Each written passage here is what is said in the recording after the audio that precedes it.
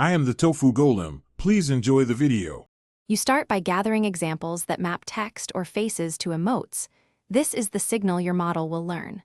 Once done, set up Python with PyTorch or TensorFlow and grab a pre-trained transformer or multimodal model to speed progress. Make sure you have at least a modest GPU and install transformers, datasets, and visualization tools. These choices let you fine-tune, not train from scratch, which saves time and preserves quality when you proceed to training.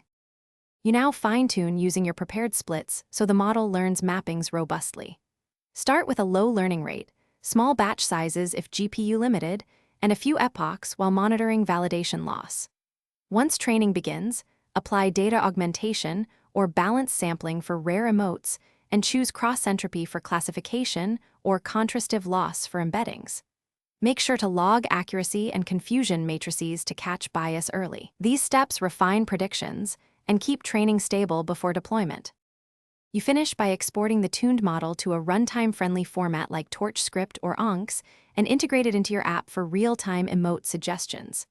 Once deployed, validate with live inputs and apply top K filtering or confidence thresholds so you show only reliable emotes. If results look off, check common issues: class imbalance, mismatched preprocessing, or overfitting.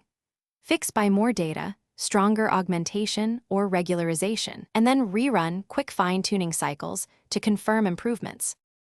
Thanks for watching. Consider subscribing if we helped you today.